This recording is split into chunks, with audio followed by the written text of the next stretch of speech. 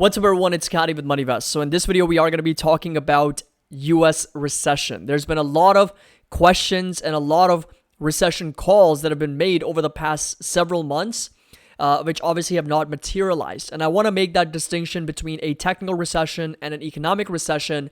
And there was a professor at Duke University basically talking about how the Fed's inflation read right now is dead wrong, and that is why a 2024 downturn looms, and obviously they're expecting that there is probability for a recession in 2024. And of course, when it comes to recession, we've just been kicking the can down the road, but I do want to point out that up until now, the recession expectations were based off of the wrong indicators. And now moving forward, literally from September of 23, as we go into the fourth quarter, is when the real economic uncertainty begins. And the reason for that, I'll go over in just this video. As always, if you enjoyed this video, find it helpful, make sure that you drop a like. Don't forget to subscribe to the channel. Link to our Discord and Patreon is going to be down below if you're interested in joining us. And of course, getting access to all the buy and sell alerts and options alerts and trade ideas. There is a 16% annual discount that's available till the end of this month. So we've got 7 more days left. So 1 week left. If you want to take advantage of that, link's going to be down below. I did open up a few more spots that you can, again, take advantage of. So we'd love to have you on board. So this right here was the actual headline. So the Fed's inflation read is dead wrong. And that's why a 2024 downturn looms. And that is a professor who pioneered the popular recession predictor. So Campbell Harvey, a Duke University finance professor, best known for developing the yield curve recession indicator, says the Federal Reserve's read on inflation is out of whack. And as a result, the likelihood that the US slips into recession is increasing.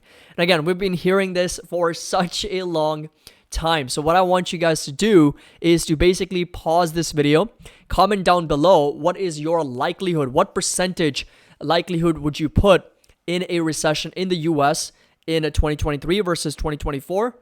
Again, if you believe that there's not going to be a recession, put down 0%. If you believe there is a 40% chance, 50% chance, 80% chance that a recession is going to happen in 2023 or 2024, let us know down in the comment section below. And again, if you believe that there's not going to be any recession, also let me know in the comment section below. So pause this video and comment and then come back. So this right here basically is what he's talking about. The big question now is the severity of the economic downturn to come. So basically it's a certainty that it's going to happen. The question really is around severity of that. So whether it's going to be brutal or modest or mild, and if the central bank continues unabated on its high interest rate path. And the inflation gauge that the Federal Reserve uses makes no sense whatsoever, is what he says, and it's totally disconnected from market conditions as well, basically on the back of shelter prices. So he says the Fed's preferred measure of inflation are heavily weighted towards shelter cost, which reflects the rising prices of rental and owner-occupied housing. For example, shelter inflation has been running at 7.3% over the past 12 months, and also as the most recent consumer price index for August, shelter represents around 40% of core CPI reading as well. And he also mentioned that Harvey says that the problem, because shelters retreat, loosely follows the broader trend lower for headline inflation, but at a lag. And the Federal Reserve wouldn't be properly accounting for that lag if it decides to keep its target interest rate restrictively high. Now, this is actually bullish for the market, right? So this is very, very bullish. The scenario, basically the possibility that I'm going to paint to you guys is a very bullish scenario, right? It's a very catalyst-driven expectation for the market. So going back to what he says, the Fed is using inflation in what I call a false narrative. Now, there was a specific comment in this report, in this research report, towards the very bottom, which I'll go over in just a minute. But he also talks about that rates have obviously been going higher, but the inversion of the yield curve, more specifically the 3-month treasuries against the 10-year, has inverted and has been inverted for quite some time. And that yield curve inversion model has been unblemished track record 8 out of 8 times. It's got a 100% track record of predicting recessions over the past 70 years. And a recent inversion of US yield curve implies that a US recession is still a possibility. And again, it's got the perfect track record, which is a 3-month versus the 10-year. Now, when it comes to inflation expectations with shelter prices, it's like, you know, when you look at inflation, we have to understand that we have to account for everything, right?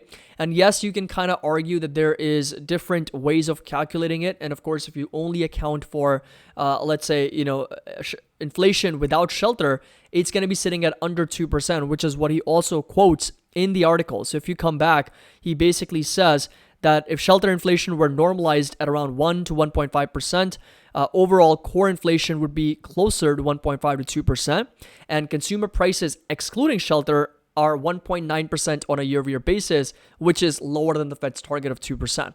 But again, right, if you are changing these statistics around, you're changing the overall composition of inflation. And again, there are base effects, there are different weightings, there are different normalized rates, but this is what it is, right? This is what it makes up inflation. And this right here was a funny comment from user Yohomi. He says consumer prices ex shelter were up 1.9% on a year-over-year basis in August, up from 1% in July, according to the Labor Department. So that's basically quoting Professor Campbell.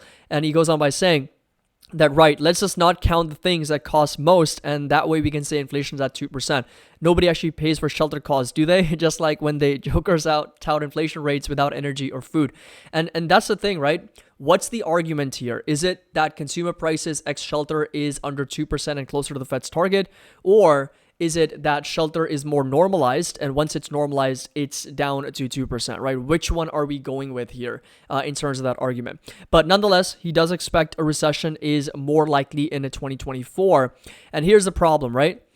Up until this point in 2023, what we have heard from everybody, from economists and strategists and everybody who's been predicting a recession, they've basically put out the inversion of the yield curve as the most important indicator, right? Which has a pretty significant lag, right? Because if you take a look in the past, and again, I don't have the chart with me right now, but inversion of the yield curve, when that happens, on average, it's taken several months, maybe even a couple of years until a recession actually happens once the inversion of the yield curve takes place. Now, we did get a technical recession, meaning the contraction in the GDP did happen in 2023. So this actually in 2022, we did see, a couple quarters of negative GDP. So, growth did contract. Earnings also did pull back, but that did not materialize into something bigger, right? That did not materialize into an economic recession, which is what the difference really is. A technical recession is simply on a more face value, headline basis, GDP contracts, nothing really spills over. But an economic recession, which is more severe, ripples into the labor market, which is where the unemployment rate starts to go up. And that is what we haven't seen yet. And that, for that reason, is why, some people would argue that, the economy is already in a recession and we just don't know yet. It's possible, right? Because there's a lot of lag effects that come with higher interest rates, and it's possible that unemployment starts to go up. But that's the thing, right? In 2024, especially when you get towards the end of this year, starting October, November, December, that's when the lag effects start to kick in.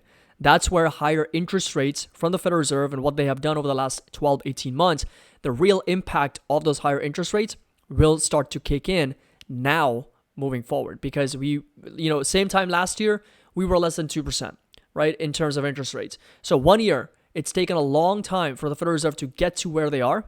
And now is the real time. It's literally starting in fourth quarter. There was a chart I showed in one of my other videos. I've been trying to look for it everywhere. I couldn't find it, but it shows us the lag effects of higher interest rates and how they're literally going to get started in the fourth quarter of 2023. And they're going to go all the way through fourth quarter of 24.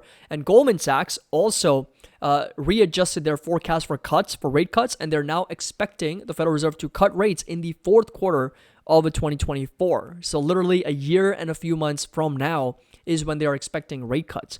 So if interest rates are higher for longer, if we get another hike later this year and potentially fewer cuts next year and even delayed cuts, right?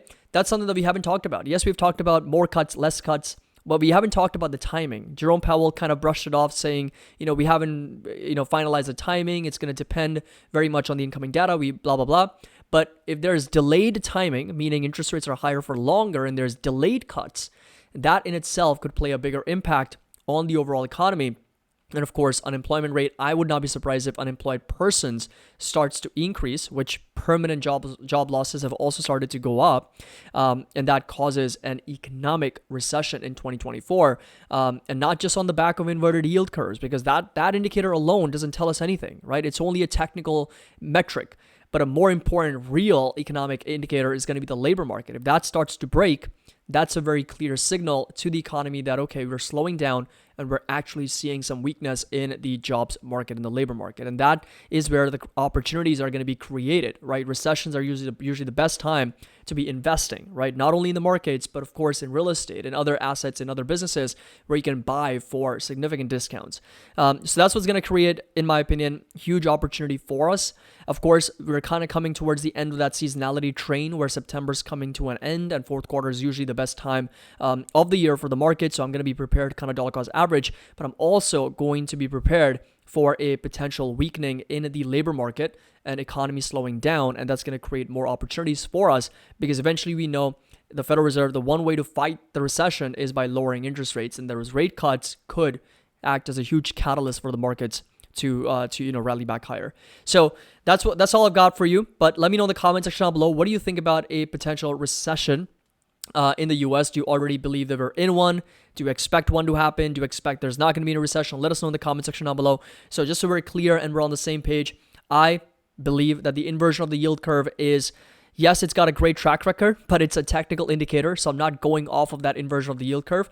But what I'm really focusing on is real economic indicators such as the labor market, unemployed persons, the JOLTS numbers, the jobless claims, and the ratio of JOLTS versus unemployed persons, permanent job losses, average hourly earnings, a lot of these things, construction spending, manufacturing spending, a lot of these things, indicators to better understand whether a recession is likely or not. And at least right now, from my purview, it is not.